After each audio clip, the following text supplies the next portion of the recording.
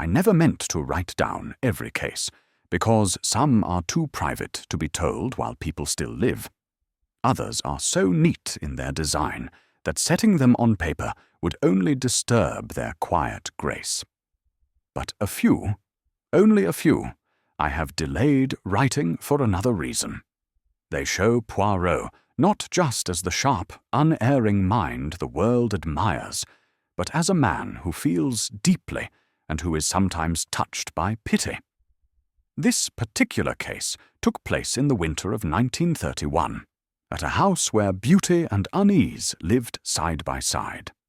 It began, as many of our darker adventures do, in a home that was a little too perfect, Greylane Court, a grand estate in Surrey, where every lamp was placed with care, every curtain hung in exact balance, and even the air seemed to move with quiet discipline. Poirot and I had been invited there for a small gathering hosted by Sir Julian Harbury. The evening was calm, filled with gentle conversation and the soft shine of firelight. Yet beneath the surface, I felt a tension I could not quite name. Something held tight, as if waiting to break. Before the night ended, a man would be found dead beneath the glass roof of the winter garden, with no footprints to show how the killer had come or gone. And the delicate order of that household would shatter, revealing the fear and secrets hidden underneath. I have named this account Hercule Poirot and the Death in the Winter Garden. And if you enjoy this mystery, do subscribe and tell us in the comments where in the world you're listening from. Chapter 1. A Summons to Greylane Court. There are English houses that seem to inhale the cold. You step across the threshold, and the very air takes notice of you. The floors creak with a kind of stately disapproval. The windows rattle faintly, as though warning you away. So, it was at Greylane Court, where frost clung to the panes, even from within, and where every footfall echoed like a whispered warning through corridors that had witnessed 3 centuries of discretion and decay. I had not meant to spend Christmas in such a place. My plans had involved a modest gathering in London, a roast goose, a game of bridge, perhaps a stroll through Hyde Park if the weather permitted. Yet one summons from Hercule Poirot is enough to redirect the course of a man's winter, and when his telegram arrived on that bleak December afternoon, I knew at once that my holiday would take a different shape entirely. "Come at once," it read, a matter delicate and of some urgency. H.P. He rarely summoned me so abruptly, and never without reason. Within hours I was on the train to Surrey, watching the countryside stream past in silver and white, the hedgerows dusted with snow, the bare elms standing like sentinels against a sky the colour of pewter. The carriage was warm, yet I felt a chill that had nothing to do with the season. Poirot's telegrams were always precise. The word delicate suggested politics or scandal. Urgency meant danger. Greylane Court belonged to Sir Julian Harbury, a discreet adviser to the Foreign Office, whose name appeared in no newspapers, but whose counsel, it was said, had shaped treaties and prevented wars. The house itself was a great grey edifice of late Georgian ambition, set back from the road by a long drive lined with leafless limes. As the motor car crunched over the gravel, I glimpsed the house through the mist. Tall windows glowing faintly, chimneys releasing thin ribbons of smoke, and to one side a curious glass structure, half conservatory, half pavilion, whose domed roof caught the last of the afternoon light. The winter garden, I thought.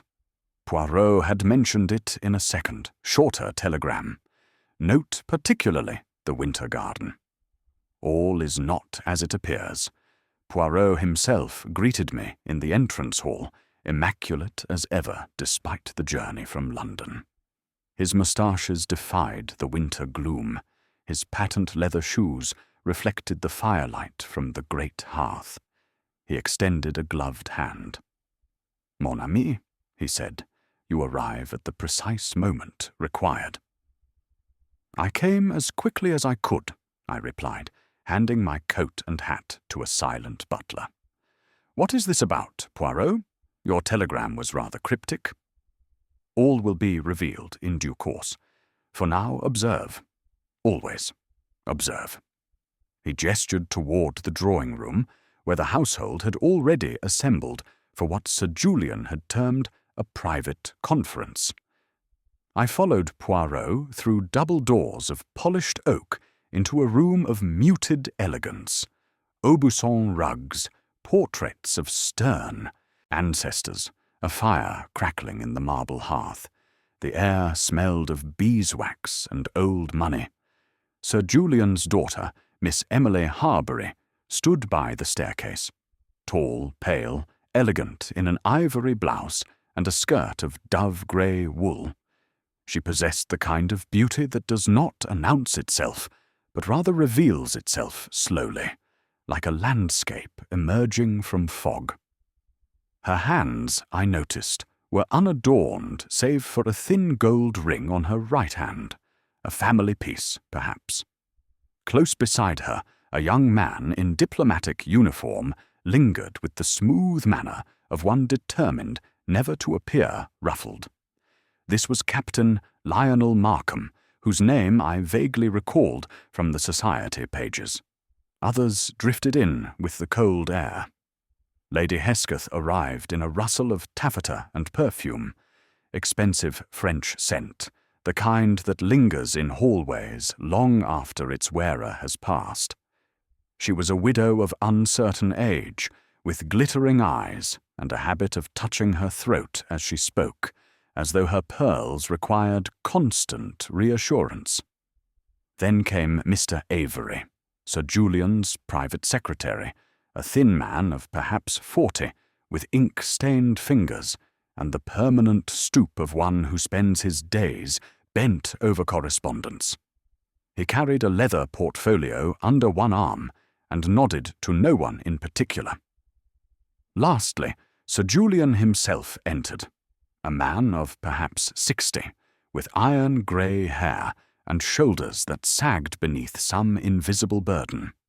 His face was intelligent, but careworn, the face of a man who has kept too many secrets for too long. He greeted us with the practiced courtesy of his class, yet I noticed his gaze flickered repeatedly toward the glass-roofed winter garden beyond the hall.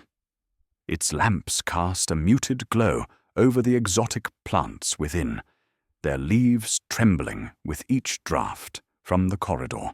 "Gentlemen, ladies," said Sir Julian, "I am grateful you could join us at such short notice. Mr. Avery will distribute the documents shortly. I trust we can conclude this business before dinner." The conference itself was dull, something to do with trade agreements and colonial boundaries, the sort of thing that makes one's eyes glaze over after the first 10 minutes. I confess I paid little attention, for I was watching the others. Captain Markham sat with military erectness, occasionally glancing at Miss Harbury with an expression I could not quite read. Was it devotion or calculation? Lady Hesketh fanned herself despite the cold, her eyes darting from face to face as though searching for some hidden drama. Avery took notes with furious concentration, his pen scratching across foolscap like a small angry insect.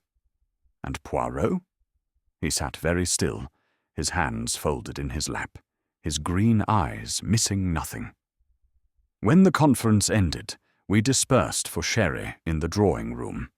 The conversation turned to lighter matters, the weather, the state of the roads, the likelihood of snow on Christmas Day. Yet beneath the civility, I sensed an unease.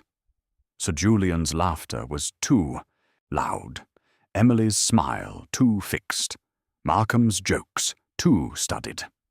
Even Lady Hesketh's chatter seemed forced, as though she were filling silence with noise for fear of what that silence might contain. Whenever conversation lulled, a strange quiet seemed to rise from the winter garden, not ominous precisely, but expectant, like the pause before a thunderclap. I found myself standing near the conservatory doors, peering through the glass at the exotic blooms within. Orchids from the east, camellias from Japan, palms whose fronds brushed the domed ceiling. The air inside must have been warm and moist, a pocket of summer trapped within the winter. Yet something about the place made me uneasy. Its very perfection, perhaps, or the way the lamplight caught the glass in strange refractions. Poirot appeared at my elbow. "You feel it, mon ami?" he murmured. "Feel what?" "The wrongness. It is in the air, like the scent of something rotting beneath the roses." I could not say why, but I felt the night had already begun to watch us. Chapter 2. Death Beneath the Glass Dome. It was after dinner, in that curious hour when company disperses, some to cards in the library, others to brandy and cigars in the smoking-room, that the peace of Greylane Court split cleanly in two. A cry rang out. Sharp, female. The kind of sound that empties corridors and freezes conversation mid-sentence. Poirot and I had been standing near the entrance hall, discussing the finer points of Belgian cuisine, when the scream reached us. We moved as one, hastening through the conservatory doors into the winter garden. The transition from the cold of the house to the humid warmth of the glass pavilion was startling, like stepping from November into May. The glass dome overhead held the moonlight in a soft, icy net. Frost crept across the outer panes like silver lace, while within, the air hung thick with the scent of earth and blossoms. Among the palms and camellias stood Emily Harbury, her face stricken, one hand pressed to her throat, the other pointing toward the little stone bench at the center of the garden. Sir Julian Harbury lay there, very still. Even before we reached him, I felt the hush of death in the air. There is a quality to a dead body that no living person can imitate, a terrible slackness, an absence that announces itself more powerfully than any presence. His coat was unbuttoned. A light dusting of soil marked his right sleeve. One gloved hand dangled limply toward the tiled path. His eyes were half open, staring at nothing. The only visible wound was a small, precise puncture just below his right ear, barely large enough to admit a darning needle. Poison, I thought at once. Some swift-acting toxin delivered by a stiletto or hat-pin.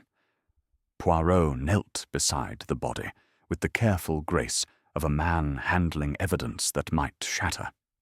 He did not touch Sir Julian, but his eyes, those remarkable green eyes, moved over every detail, the angle of the head, the position of the hands, the faint discoloration around the wound. "A most tidy killer," he murmured, "neat, swift, without the disorder of struggle." He indicated the bench. "And see, Hastings, no footprints but those of Sir Julian himself." I looked down.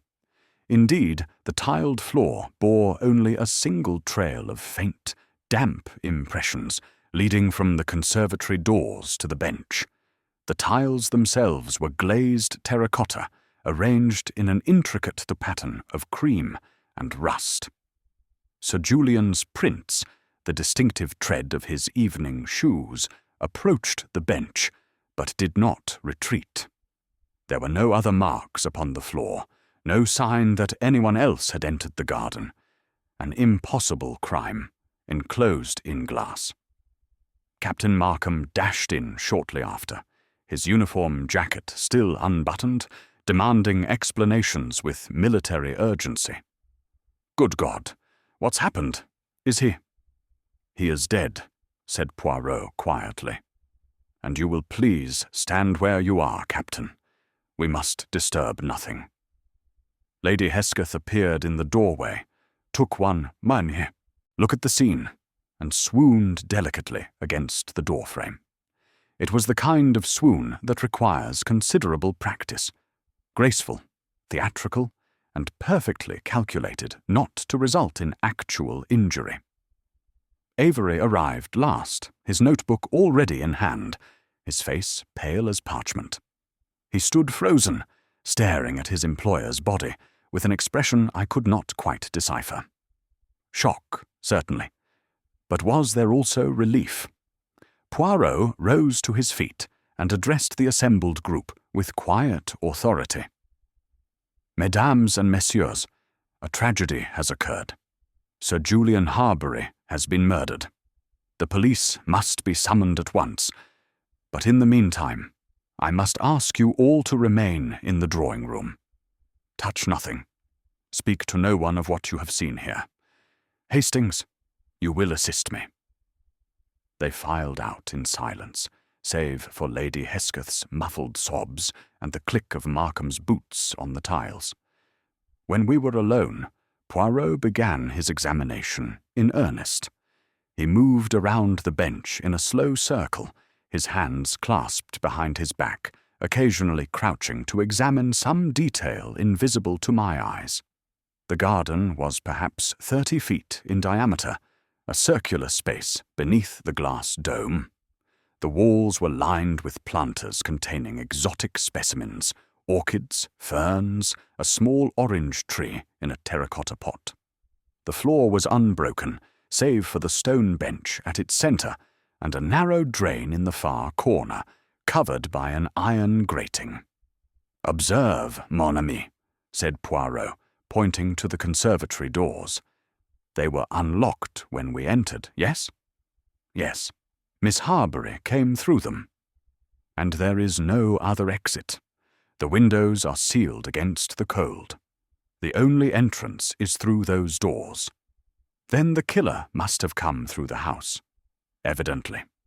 Yet no one saw him. Or her." Poirot knelt again beside the bench, studying the soil on Sir Julian's sleeve. "This soil. It is from that pot there. The white camellias." I looked. The pot stood perhaps 3 feet from the bench, undisturbed. Its soil was dark and moist, exactly the color of the smudge on Sir Julian's sleeve. "But the pot shows no sign of disturbance," I said. "Précisément." Poirot's gaze moved to Sir Julian's hands. Both were gloved, fine kidskin evening gloves of the sort worn by gentlemen at formal occasions. The right glove was buttoned at the wrist. The left was not. "You notice something, Hastings?" "The gloves?" "The asymmetry. Sir Julian was a meticulous man. He would not leave one glove unbuttoned. It seemed a small thing, yet I had learned to trust Poirot's instinct for the significant detail. He moved to the conservatory doors and examined the brass hinges. They gleamed with fresh polish, and when he leaned close, I saw him inhale delicately. "Orange blossom," he murmured, "mixed with the chemical scent of the polish. It is a distinctive combination, non?" "I suppose so." He straightened, his expression thoughtful. "A locked garden, Hastings. One set of footprints. Silent kill? All very elegant, as though the crime itself were staged for aesthetic effect." He paused. "But elegance, mon ami, is not the friend of truth. It is her most dangerous rival." I stared at the body of Sir Julian Harbury, at the moonlight filtering through the frosted glass, at the white camellias trembling in the warm air. Somewhere in this perfect, terrible tableau lay the answer. But like a cipher without a key, I could not yet read it. Poirot glanced at me, a faint smile touching his lips. "Come, Hastings. Let us interview the living. The dead have told us all they can. Chapter 3. Fragrant Lies and Fading Footprints. The interviews began the following morning in the morning room, a chamber of faded chintz and watery sunlight that did its best against the frost gathering on the windows. A fire crackled in the grate, yet the room never quite shed its chill.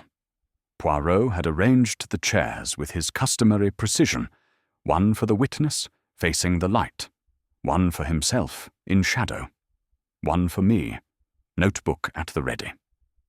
The local inspector, a capable man named Grimes, had come and gone, deferring to Poirot with the weary resignation of one who knows when he is outmatched. The body had been removed, the winter garden sealed. Now came the delicate work of unravelling truth from testimony. Miss Emily Harbury went first. She entered with the composure of her class, though I noticed her hands trembled slightly as she settled into the chair. She wore mourning grey. Too soon for black, perhaps, but sombre enough to signal grief.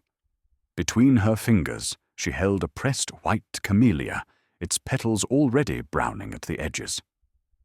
"Mademoiselle," said Poirot gently, "I must ask you to recount the events of last evening. Begin, if you please, with dinner." She drew a breath. Dinner was ordinary. Father seemed preoccupied, but that was not unusual. He often carried the weight of his work with him. After dinner, the ladies withdrew to the drawing-room. Father said he wished to take some air. Air in December. He meant the winter garden. He kept it quite warm, almost tropical. He adored the camellias. They were his passion. Her voice caught. He said they reminded him of my mother. Poirot's expression softened. "And when did you next see him?" "Perhaps half an hour later. I grew concerned when he did not return. I thought he might have gone to prune the camellias. He often did so in the evening, when the house was quiet. So I went to look for him. And the doors to the winter garden, they were unlocked.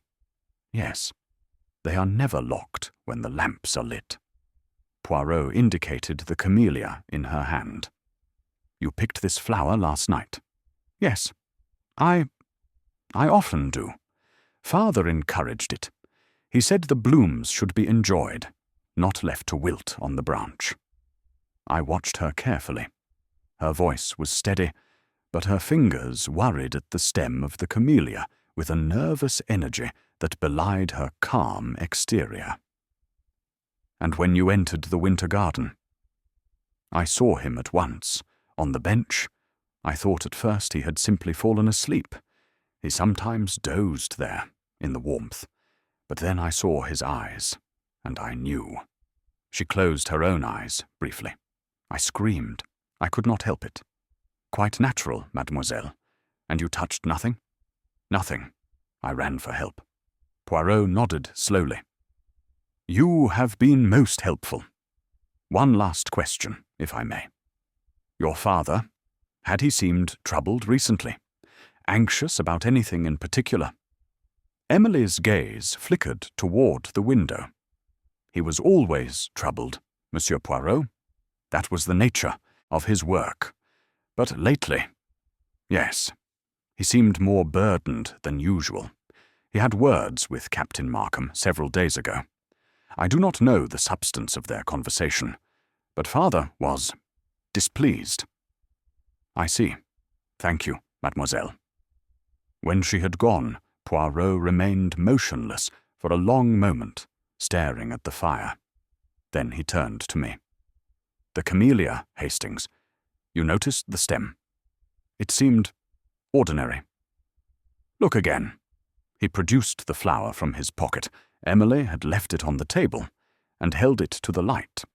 "The cut is clean, yes, but see the end. It is slightly dry, almost woody. This flower was not picked last night. It was cut perhaps 2 days ago and pressed to preserve it. Why would she lie about such a thing? Ah, mon ami, that is the question. Why indeed? Captain Lionel Markham entered next, his bearing military, his expression guarded. He wore his uniform like armour, every button fastened, every crease sharp. Yet there was something studied in his perfection, as though he had rehearsed his appearance before a mirror. "Captain," said Poirot, "you were acquainted with Sir Julian?" I was engaged to his daughter, so yes, I knew him well enough. Well enough to quarrel with him? Markham's jaw tightened. We had a disagreement. It was nothing of consequence. Perhaps you will allow me to be the judge of that. A pause. Then Markham said, Sir Julian objected to certain aspects of my financial situation. He felt I was not suitable for Emily. We argued. It was unpleasant, but hardly grounds for murder. And where were you when Sir Julian died? In the study. He had asked me to join him there after dinner to discuss a memorandum, something to do with the Foreign Office. I waited, but he never arrived. After 20 minutes, I assumed he had changed his mind. I retired to the smoking room for a brandy. You did not go looking for him? No. You are certain you did not enter the winter garden? Quite certain. Yet as he spoke, I noted a faint scent upon him. Something like orange blossom, mixed with a sharper chemical tang. It reminded me of the polish Poirot had detected on the conservatory door hinges. But surely that meant nothing. Markham could have brushed against the doors earlier in the day. Poirot seemed to read my thoughts. You have a distinctive cologne, Captain. Orange blossom, yes? My shaving soap. It's from a shop in Jermyn Street. Ah, most pleasant. When Markham had gone, Poirot made a note in his small leather pocketbook. He did not share its contents with me. Lady Hesketh swept in next, trailing clouds of perfume and melodrama.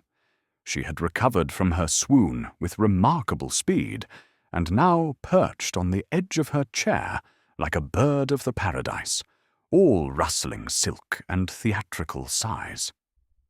"My dear Monsieur Poirot," she began, "I am quite devastated. Sir Julian was such a dear, dear friend. We had known each other for years, since before my poor husband passed." "You were close then?" "Oh, very. He confided in me, you know, about everything. His work, his worries. Why, only yesterday he was fretting about some papers. Or was it a key? I cannot quite remember. He was always so particular about locking things, checking things. Such a worrier." Poirot leaned forward slightly. "Papers? What sort of papers?" "Oh, I couldn't say. Something terribly official, no doubt. He showed them to me once. Foolscap, covered in typing. All very dull. But he was dreadfully concerned about them. Said they must not fall into the wrong hands." She lowered her voice conspiratorially. "I believe there was something political involved. A scandal, perhaps." "And you saw these papers when?" 2 days ago? 3? Time blurs so when one is distraught." "Quite. And last evening? Where were you when Sir Julian died?" "In the drawing-room, with Emily, naturally. We ladies remained there after dinner. I did not see Sir Julian again until—" She pressed a handkerchief to her eyes. "Until that terrible moment." Poirot thanked her and let her go. When the door closed, he turned to me with an expression of mild exasperation. "She tells us much, mon ami, and reveals nothing. Yet somewhere in that torrent of words is a truth. We must find it." Mr. Avery, the secretary, was our final interview. He entered with the stooped posture of a man accustomed to making himself small. His suit was neat but threadbare, his collar slightly frayed. The ink smudge on his right cuff that I had noticed the previous evening remained, as though he had not changed his shirt. "Mr. Avery," said Poirot, "you managed Sir Julian's correspondence?" "Yes, all of it. He trusted me completely." There was a note of pride in his voice, quickly suppressed. "And his confidential documents?" "Those as well. I typed all his memoranda, filed his reports, managed his appointment diary. A position of great responsibility.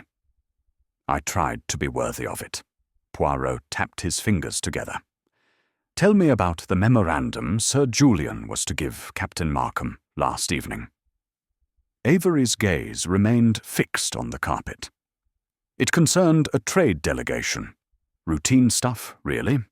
Sir Julian said he would finish typing it after his walk." "Walk?"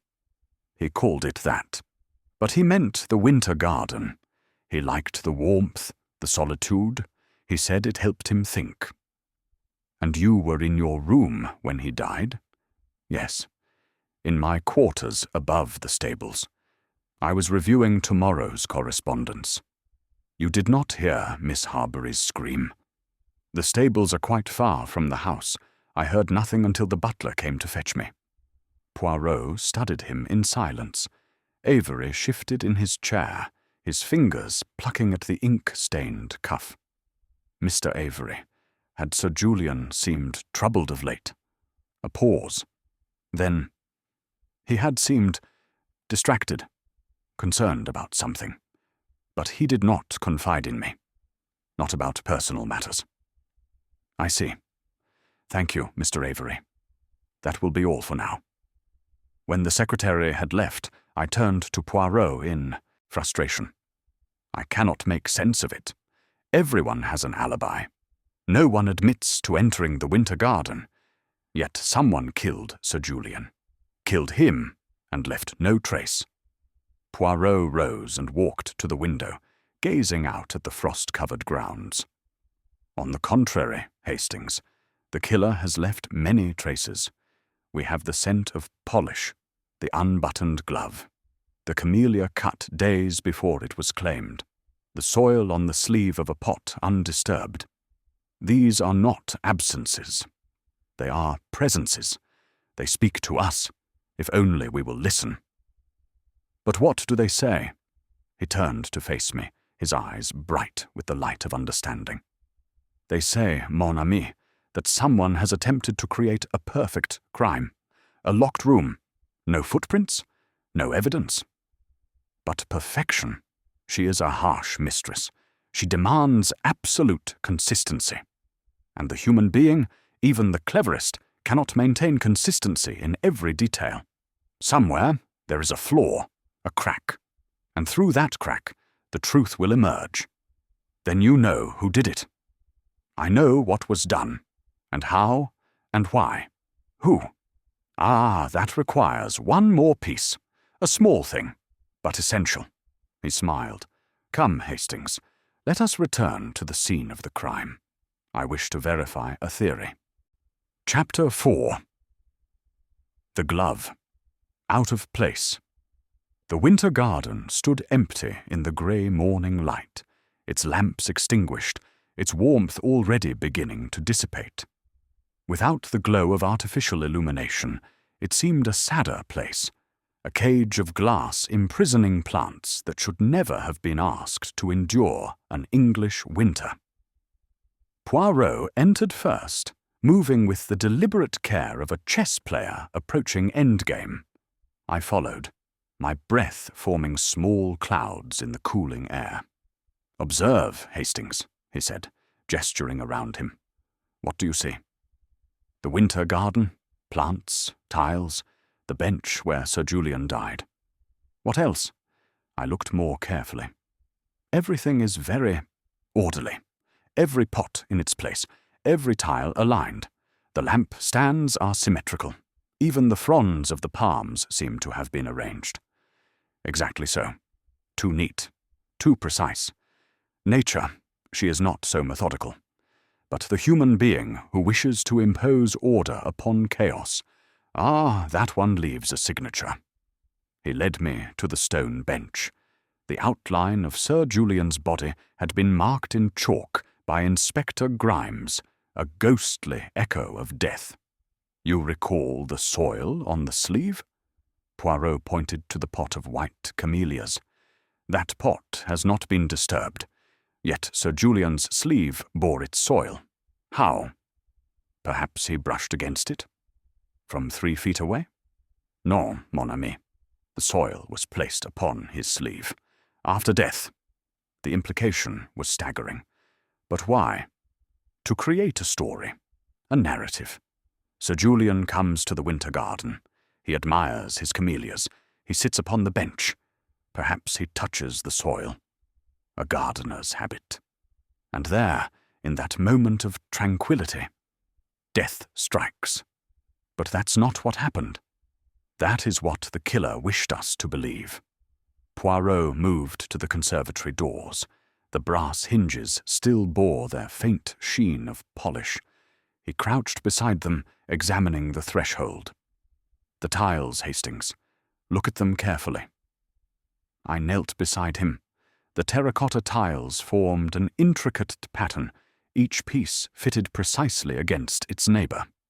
Most bore a faint sheen, the natural glaze of the ceramic surface. But one tile, directly before the bench, seemed slightly duller, its surface somehow flatter than the others.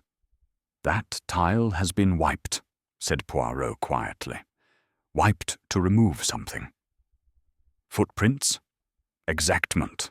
A second set of footprints, approaching the bench from the conservatory doors.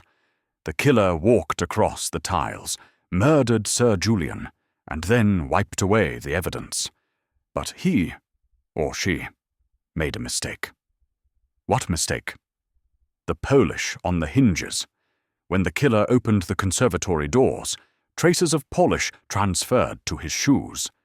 As he walked across the tiles, those traces were deposited upon the surface, leaving a faint sheen.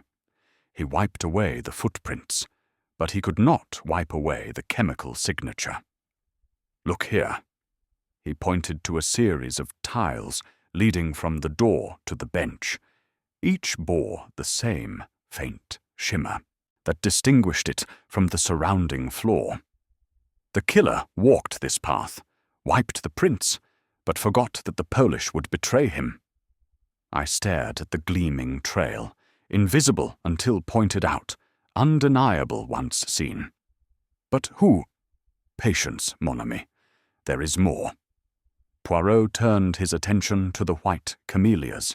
He examined their stems with the intensity of a jeweler appraising diamonds.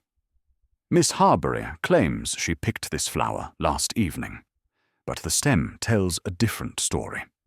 It was cut 2 days ago, perhaps 3. The end is dry, woody, not fresh. Why would she lie? To establish her presence in the garden at a time that would not incriminate her. She wished to be seen entering the garden after the murder, not before. He paused. But she is not the killer, Hastings. She is protecting someone. Markham? Perhaps. Or perhaps she simply fears that her testimony might condemn the wrong person. Fear makes us all liars, mon ami. He moved to the chalk outline on the bench, his gaze fixed upon the position of the hands. And now, the asymmetry that reveals all. Sir Julian's gloves. I looked at the photograph Inspector Grimes had taken before the body was removed. Both hands were gloved. The right glove was buttoned at the wrist. The left was not. Sir Julian was meticulous, said Poirot. We have this from everyone who knew him. He locked doors, checked papers, arranged his possessions with military precision. Such a man would never leave one glove unbuttoned. It would be anathema to his nature. Then someone else gloved him. After death, the killer put the gloves on the corpse to create the appearance of a man who had come to the garden of his own volition, properly dressed for a winter evening. But the killer did not know Sir Julian's habits, did not know that he always buttoned both gloves. And so, the asymmetry. I felt the pieces beginning to align, though the full picture remained obscure. But who knew about the polish? Who had access to the garden? Who could have— Poirot held up a hand. Who had motive, opportunity, and the knowledge necessary to stage this elaborate deception? Come, Hastings, we have learned all the winter garden can teach us. It is time to assemble the pieces before an audience. Truth, she prefers the public stage. He walked toward the conservatory doors, then paused. There is one detail that troubles me still. The wound, so precise, so surgical. It speaks of either great skill or great desperation. And desperation, mon ami, is the most dangerous motive of all. For the desperate man has nothing left to lose. Chapter 5. Truth among the camellias. The drawing-room had never seemed so cold, despite the fire that roared in the grate. Evening had fallen, and with it a new layer of frost that crept across the windows like fingers seeking entry. We assembled there at Poirot's request, Emily Harbury, pale and composed, Captain Markham, his uniform impeccable, Lady Hesketh, clutching a lace handkerchief, Mr. Avery, standing slightly apart, his ink-stained cuff visible beneath his jacket. Inspector Grimes stood by the door, notebook at the ready. Poirot took his position before the mantelpiece, his hands folded, his manner grave. The firelight cast shadows across his face, emphasizing the foreignness of his features, the precision of his moustaches, the intensity of his green eyes. "Mesdames and messieurs," he began, "we are gathered to discuss a murder that was meant to appear impossible. A locked winter garden, a single set of footprints, a needle-precise wound, all very elegant, all very calculated." He paused, letting the silence expand. But elegance is not the friend of truth. It is, rather, truth's most dangerous rival. For elegance requires symmetry, consistency, perfection. And human nature, even the nature of a meticulous killer, cannot maintain perfection in every detail. Emily Harbury's hands tightened in her lap. The pressed camellia she had been holding fell to the floor, its brown petals scattering. "Sir Julian Harbury was not killed in the winter garden," said Poirot. "He was killed in his study shortly after dinner. The weapon was a thin stiletto, part of his own collection of curiosities from the East. It was dipped in a rapid-acting poison, probably aconite, which caused death within seconds. The killer then faced a dilemma. How to move the body without detection? How to create the illusion of an impossible crime? He turned to face the assembled company. The answer was simple. Stage the scene in the winter garden. The killer carried the body through the conservatory doors, hence the polish on the hinges transferring to the killer's shoes, leaving a faint chemical trail upon the tiles. The body was placed upon the bench. The gloves were carefully arranged, but not carefully enough. One glove was left unbuttoned, betraying the fact that they were put on after death. A smudge of soil was added to the sleeve to suggest Sir Julian had been tending his beloved camellias. And then the footprints were wiped away, all but Sir Julian's own, which had been created by the killer wearing Sir Julian's shoes and then walking back to create the single trail we observed. A gasp from Lady Hesketh. Markham's face had gone white. "But," continued Poirot, "the killer made several mistakes. The polish on the tiles, the unbuttoned glove, and most tellingly, the timing." He turned to Emily.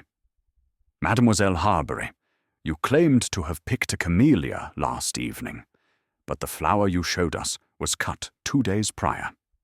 Why did you lie?" Emily's voice emerged as barely a whisper. I wanted to help." "Help whom?" Tears spilled down her cheeks. "Lionel, Captain Markham. I knew Father was going to ruin him. He had discovered Lionel's gambling debts incurred under false pretenses. Father said he would expose him, have him cashiered from his regiment. I thought Lionel might have done something desperate. So I lied about the flower, tried to place myself in the garden at a later time to give him an alibi of sorts." Markham started forward. "Emily, no." Poirot raised a hand. "Peace, Captain. Mademoiselle Harbury's instinct to protect you was misguided, but understandable. However, you did not kill Sir Julian." The room seemed to exhale collectively. Markham's shoulders sagged with relief. "Then who?" demanded Inspector Grimes.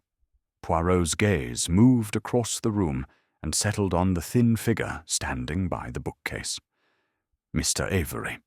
The secretary's face drained of all colour. His fingers, those ink-stained fingers that had typed so many of Sir Julian's confidential documents, began to tremble. "You had both motive and opportunity," said Poirot. "You had access to Sir Julian's study, to his collection of curiosities, to his private papers. More importantly, you had something to hide." "I don't know what you mean," Avery whispered. "Do you not? Then permit me to enlighten you. You had been systematically altering Sir Julian's typed memoranda. Small changes, barely noticeable, but changes that would benefit you financially. Perhaps you were passing information to interested parties. Perhaps you were simply embezzling funds through false invoices. The details matter less than the fact itself. Sir Julian discovered your betrayal." Avery's lips moved soundlessly. "He intended to confront you after dinner," continued Poirot. "He told Lady Hesketh he was worried about papers, your forged documents. He asked Captain Markham to meet him in the study. Perhaps as a witness, perhaps simply because he trusted the captain's discretion. But before Markham arrived, you came to the study yourself." "No," said Avery. "No, You argued. Sir Julian told you he would go to the authorities. You would be ruined, imprisoned. In that moment, you saw the stiletto upon his desk, part of his collection. You seized it. You knew he kept aconite in his cabinet, for it was used on the estate to poison rats. You had seen him prepare the solution yourself. A quick dip of the blade, a single, precise strike."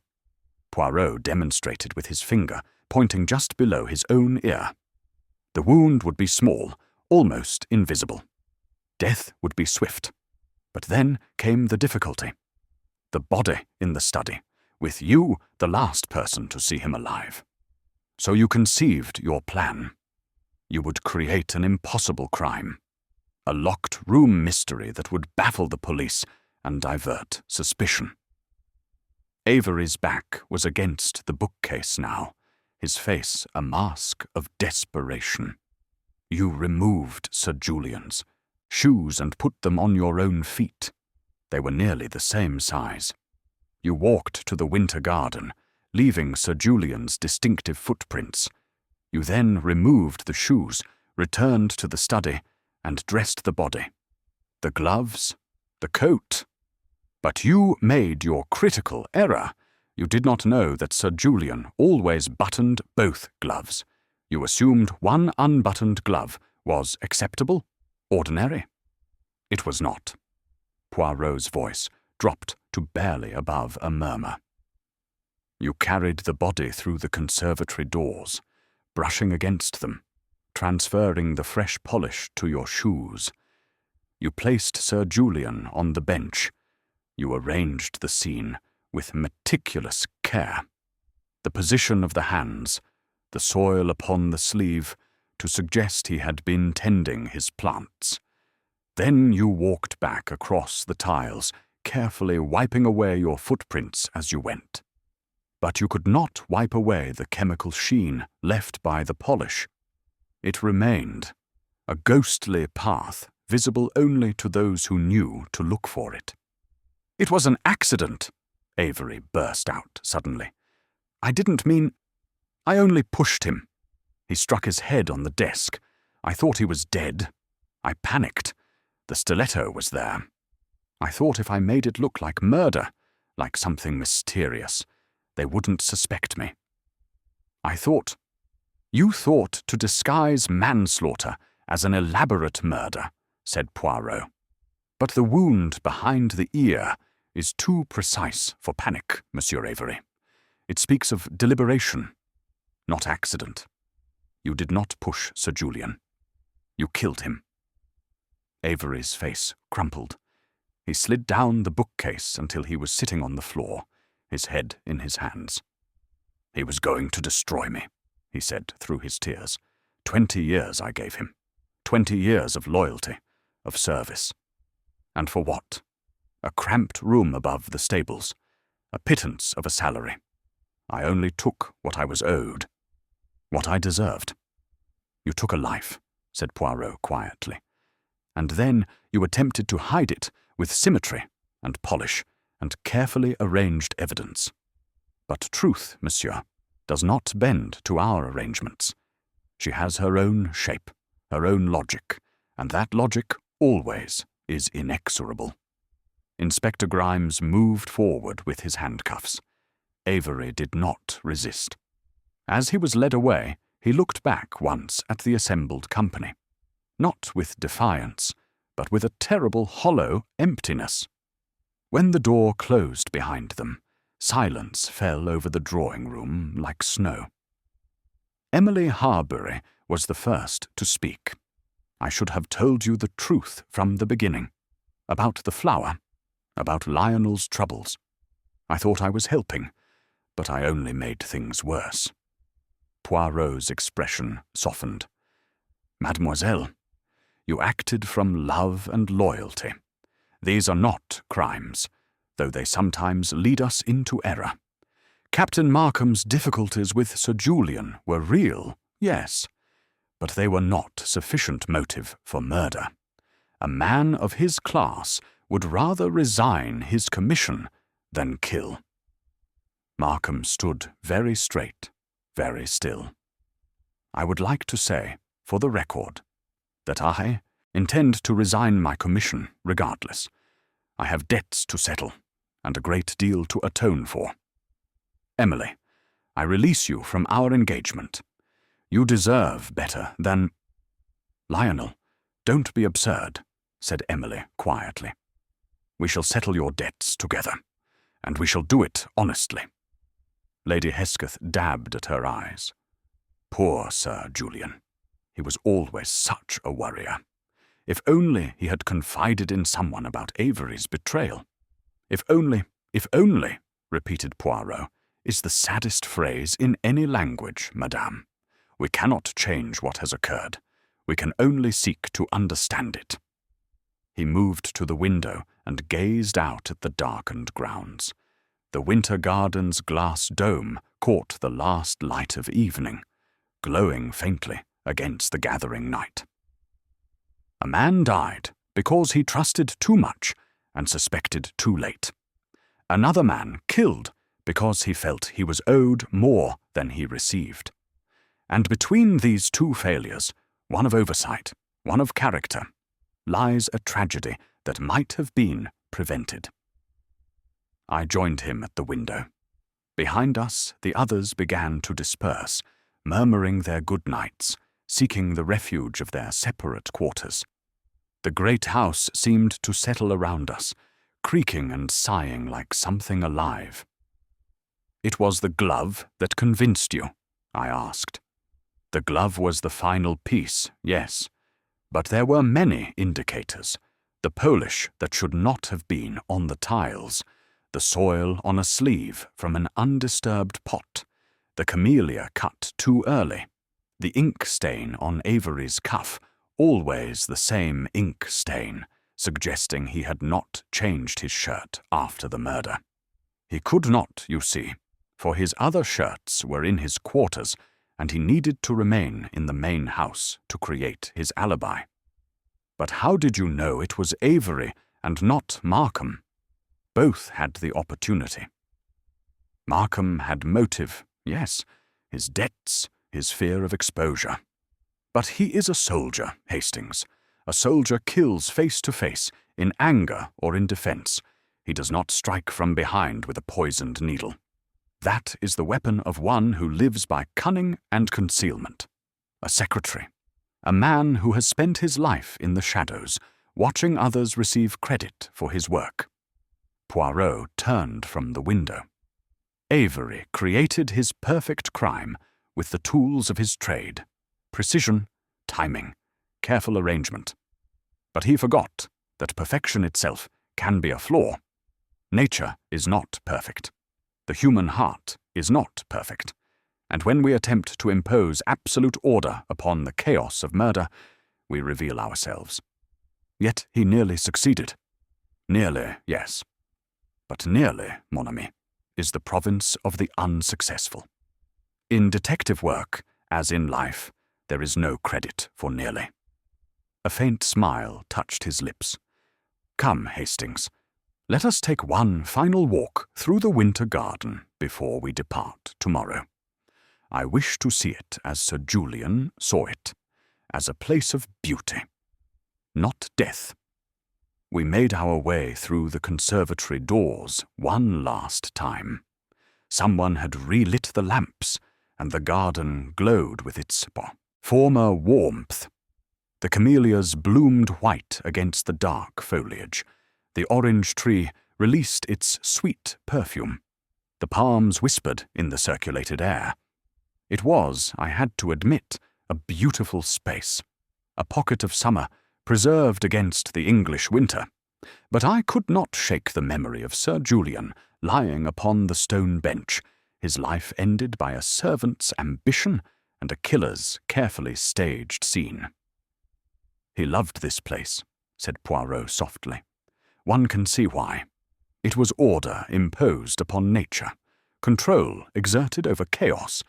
But even here, nature finds a way. The plants grow beyond their boundaries. The soil spills from the pots.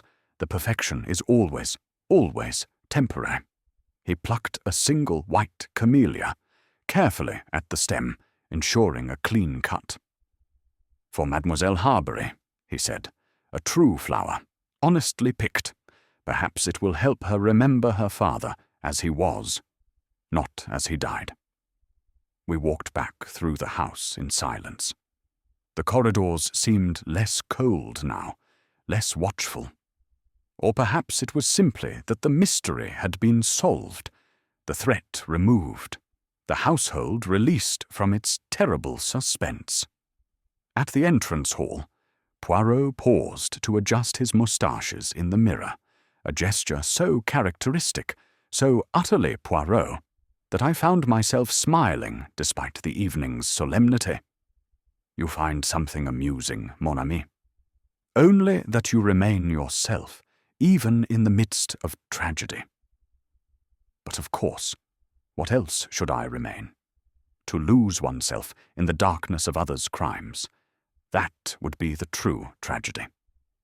He settled his overcoat upon his shoulders and collected his walking stick. Tomorrow we return to London. You to your club, I to my rooms. But tonight, Hastings, we have done what we were summoned to do.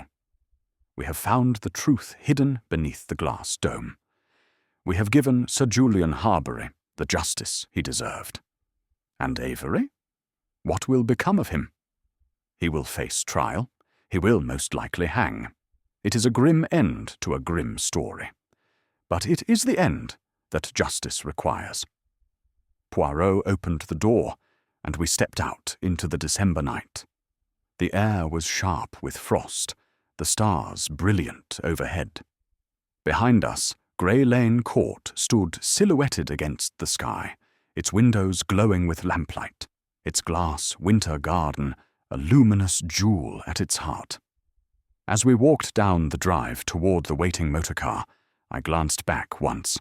The house seemed smaller now, less imposing. The winter garden's glow had dimmed. Already it was becoming memory, a case concluded, a story told. "Poirot," I said, "do you ever wonder if the truth is worth the cost? If we would be kinder to let some secrets remain buried?"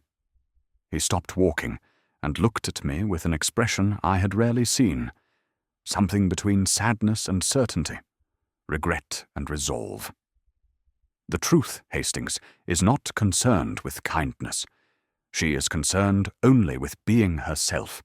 And we, you and I, we are her servants, whether we wish it or not. We do not choose the truth. We only choose whether to seek it or to hide from it." He resumed walking, his footsteps crunching on the gravel. "I have never hidden from it, mon ami, and neither have you.